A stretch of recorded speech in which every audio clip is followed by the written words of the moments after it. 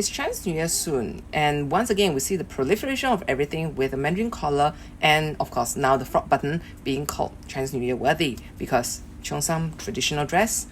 And honestly, one of the hardest thing to define these days to me is the Cheongsam, because at this point anything with a frog button or a mandarin collar gets called one.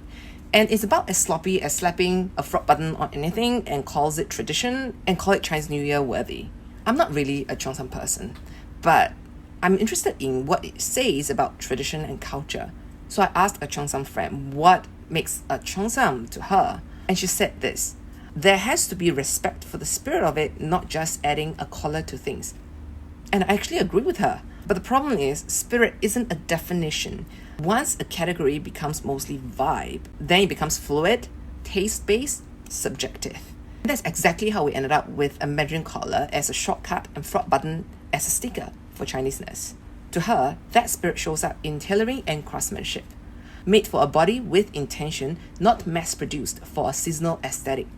And honestly, that describes most historical garments. They weren't heritage statements. They were simply well-made clothes.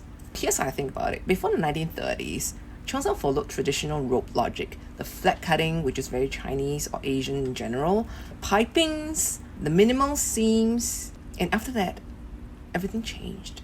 Pipings disappeared, flat cut vanished, shoulder seams arrived, Western dress constructions took over. So if you remove all that, the robe logic, the traditional Asian cut, and the piping and the attention to details, the construction language, is it still a Cheongsam? Many people who lived through the evolution would say yes. And that's no longer a historical question. It's a philosophical one. But what it definitely isn't is a collar slapped onto everything and a frog button doing all the cultural work. So, what is Cheongsam to you, and what is Chinese clothing to you? Leave a message, I'll be interested to know.